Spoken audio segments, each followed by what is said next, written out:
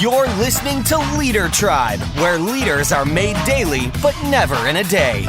We're talking skills that are relevant, researched, and ready for action. Apply these and you will grow. Here's your daily dose of growth with Dr. Rob McClelland. Hello, LeaderTribers. How in the world are you? I trust you're doing fantastic today. Dr. Rob coming to you from Atlanta. If you've been with us the last couple of weeks, you know that we've been talking about some training that I did in Oroville, California with some very, very special friends. And I'd spent a couple hours doing the very best stuff in the world on personal development as far as all the research goes. And then the next 2 hours I spent on team building. So over the last 4 weeks, go back and listen to those. If you want to develop yourself or become a better team leader, all of that information is available. Today, we're going to talk about something that we've really never done. This is over 400 episodes now in the LeaderTribe podcast, and we've never really approached this subject, and that is on coaching. We have talked about the difference between coaching and counseling, coaching and mentoring, things like that, because that's what I did in my PhD dissertation. But today, I want to help you, LeaderTribe listeners, when you are going to coach employees, specifically a junior employee, where you work. If there's somebody at work and you're helping them, you're mentoring them, or there's someone on your team and you need to help them get better, you need to coach them. Well, how do you do that? Great news, September 2019, the month that this is being broadcast, there was an article in Harvard Business Review, and it says this: to coach junior employees, start with 4 conversations. So what are those 4 conversations? That's what we're doing each day of this week. Are you ready? Let's start with the first one, and it talks about resilience. Resilience, same thing as grit. You know, around here we are big fans of Angela Duckworth. If you have not seen the TED Talk called Grit by Angela Duckworth, then stop listening to this podcast right now and go watch that TED Talk.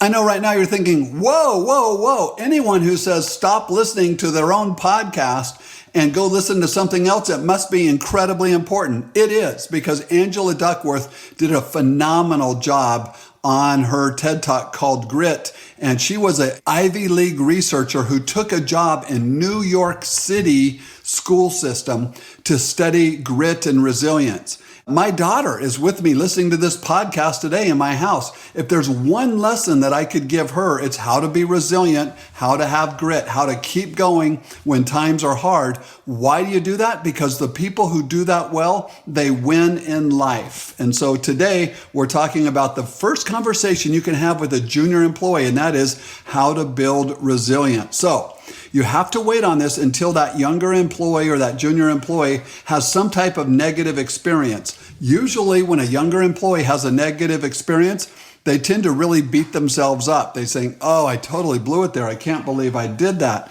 Well, as a result of that, these younger employees are wide open in teaching situations. Now, they don't think they are. They think they have all the answers. That's why they're millennials. Are you kidding me? But trust me on this, when somebody has failed, they're more open to you giving input in their life than they normally are. And so, especially with millennials, the thing that you have to remember is that millennials have not been prepared the way most people who are baby boomers have been prepared for life. As a matter of fact, right at 30%, I think it was 31%, might have been 29, but right at 30% of all millennials who go to a corporate job within the first 2 years of their employment, they go to HR to talk about the fact that they're feeling overwhelmed and stressed. Are you kidding me? I mean, seriously, are you kidding me? Can you imagine us baby boomers, older people going and saying, yes, I'm feeling a time of stress in my life right now? Why is that? Because millennials, most of them, all of their life, what they've done is they've been applauded for trying hard. Hey, you tried hard, I'm going to give you a better grade. You tried hard, I'm going to give you a reward. Well, in business, they don't care about trying hard. You know what they care about? Results. If you get results, life is good. If you don't get results, life isn't good. And so a lot of millennials kind of struggle going into that business world where they're held accountable for the results, not just their level of effort. And so when somebody has tried and failed, here's 3 questions that you can ask them to be a great coach. First question, how did you feel when that happened? Specifically, if a colleague has said something negative about them or they got in trouble, how did you feel when your colleague said that? How did you feel when that time when you ended up getting in trouble? And then listen to them.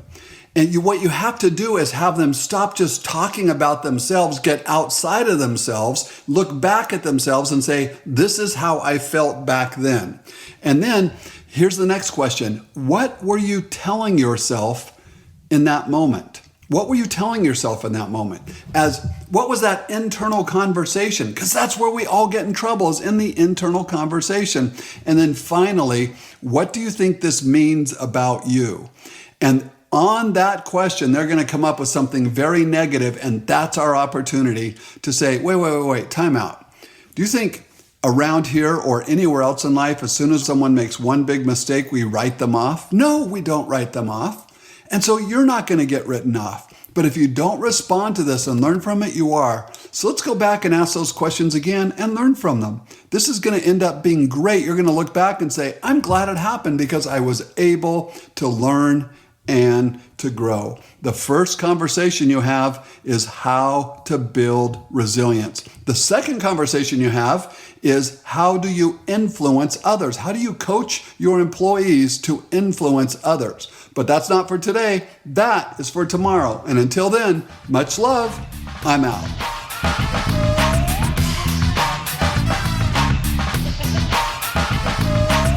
Hello, LeaderTribers. How in the world are you? Trust you're doing fantastic today.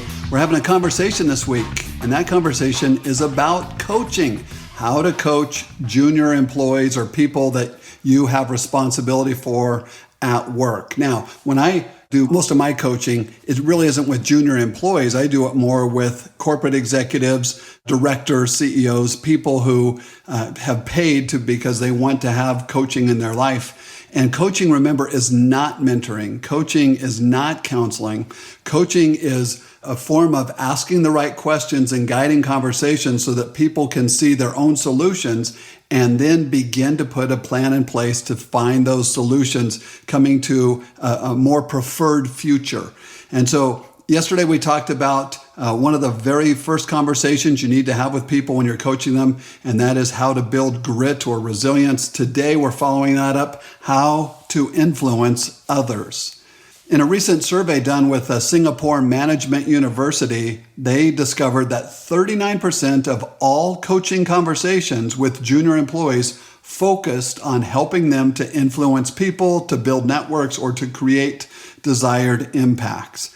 That really makes sense to me. And I'm guessing more of my conversations have to do with that specific area, because what you want to know as a coach is you're saying, what is it that you want to happen?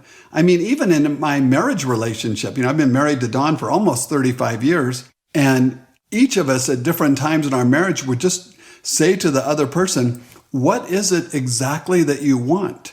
And then you'd say it, and they're like, well, why didn't you just say that? Well, because I didn't think I could get it if I just asked. And so I thought I'd beat around the bush or, get there eventually. But so often it's just clearly defining what is it that exactly you would like to happen.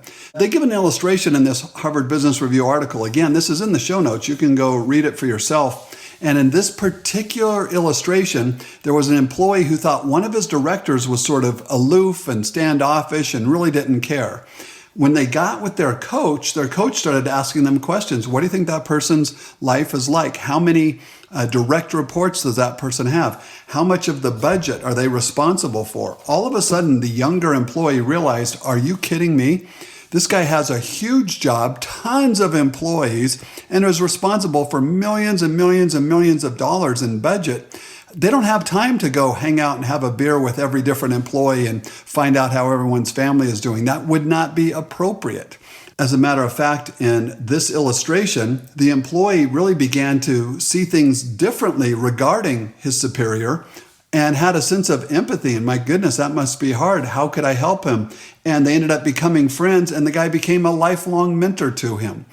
All of that to say, There is an art form to learning to influence other people. The number one thing that you have to convey, and you know what, I realize when you're hearing this, you're thinking about yourself as well, and that's good, but you have to convey to other people, if they want to influence someone, is you have to get out of your own shoes. You can't think about this yourself. You have to think about it from the other person's perspective, the person that you want to influence. It might be a boss. It might be a vendor. It might be a client. It might be somebody in your family. If you want to influence them, if you want to have influence in their life, and friends, we know this, leadership is influence, nothing more, nothing less. If you want to have influence in someone's life, you have to come at it from their perspective, not your perspective. People who come at it from their own perspective, they're saying, look, I'm the boss here. Look, I'm the person who's paid the most. Look, I've earned the right. As soon as you start talking about I, me, that's such a weak place to come from. And so what you have to do in these situations is you absolutely must come from the other person's perspective. Okay, well, that is going to be it for today. I do want to leave you with this. I'm going to